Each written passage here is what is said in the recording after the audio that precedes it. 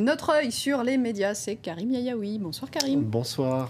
Alors la question du moment que tout le monde se pose, bien sûr, Mokhtar Belmokhtar et Abou Zaïd sont-ils morts au nord du Mali? Alors c'est une des questions qu'on se pose aujourd'hui, mais c'est l'autre question qu'on se pose, c'est de savoir qui apparaît sur ce cliché qui a été présenté par plusieurs médias aujourd'hui. Une photo qui sème la confusion, explique le site du Monde. Belmokhtar et Abou Zaïd, 2 morts pour un seul cadavre. Parce que d'un côté, on a Paris Match qui explique que sur cette photo qu'on a pu récupérer auprès de soldats tchadiens, eh bien, ça serait Abou Zaïd qui apparaîtrait.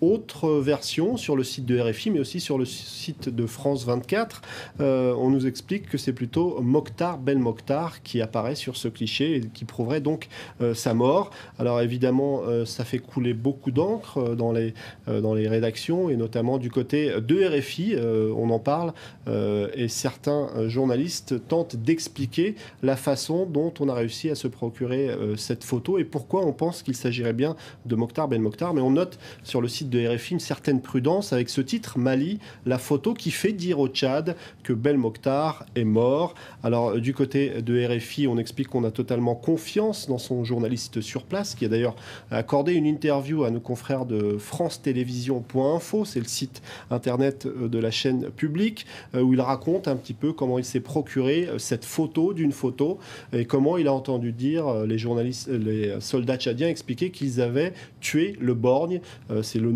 surnom de Mokhtar Belmokhtar. Alors je vous montre cette autre page, celle de Paris Match, qui défend bec et ongle sa position en expliquant qu'il s'agit d'Abou Zaïd avec moins de prudence que du côté de RFI, Paris Match qui explique qu'ils ont eux aussi totalement confiance dans leur journaliste, un journaliste qui a tweeté Abdel Nasser Garboa qui a reconfirmé encore une fois, je confirme qu'Abou Zaïd est bel et bien tué par l'armée. Les preuves sont là pour lui, il n'y a pas de doute.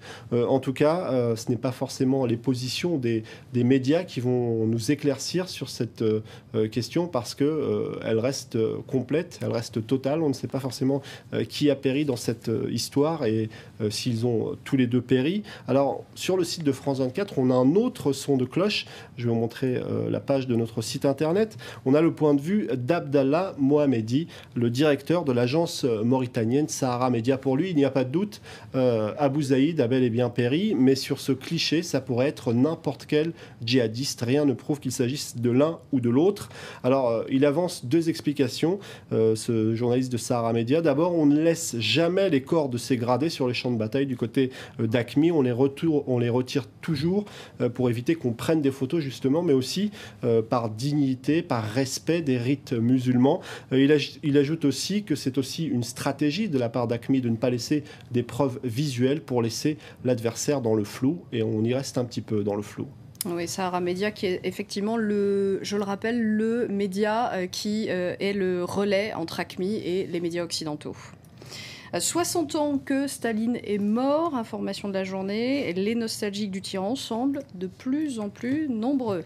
Nombreux, c'est ce que souligne le site du journal 20 minutes dans sa version suisse. Pour 1 Russe sur 2, Staline a été positif. L'image de Staline a énormément évolué ces dernières décennies. On se souvient qu'au moment de la perestroïka dans les années 80, on avait mis en lumière tous les massacres et toutes les purges qui avaient été provoquées par le dictateur. Mais depuis quelques années, on a vu son image s'améliorer.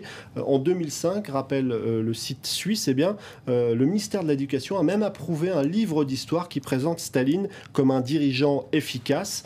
Sur le site du Monde, on peut découvrir une petite vidéo où on voit les nostalgiques de Staline, comme vous le disiez, de plus en plus nombreux se rassembler pour parfois pleurer et célébrer ce grand homme. En tout cas, c'est comme ça qu'ils le perçoivent. Alors, pour essayer de rafraîchir la mémoire de certains, je vais vous montrer ce site internet qui s'appelle Mémorial, a décidé en quelque sorte de concevoir une carte interactive, une carte de Moscou, une carte avec tous ces points rouges qui sont des personnes, voire plusieurs personnes qui ont disparu dans les purges staliniennes. Il suffit de cliquer sur un point rouge pour découvrir le nom d'un ou plusieurs victimes des purges staliniennes, plus de 11 000 rien que dans la ville de Moscou.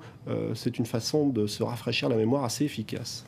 On évoque maintenant un fléau qui ferait des ravages à l'ONU. Alors c'est le site The Atlantic Wire qui nous explique que ce fléau, c'est tout simplement l'alcool. Il ferait des ravages du côté de l'ONU. Certains témoignages font état de diplomates qui se sont effondrés, de certains qui ont vomi. Il est même arrivé qu'un rapporteur soit tellement imbibé qu'il ne soit même plus capable de s'exprimer. Alors on a décidé de mettre en place, en tout cas c'est un projet, des zones de non-ébriété. On pensait que c'était fait depuis longtemps. Peut-être que c'est bien d'avoir un petit verre de temps en temps pour essayer de huiler les rouages diplomatiques, mais là il semble qu'on soit allé beaucoup trop loin du côté du bar.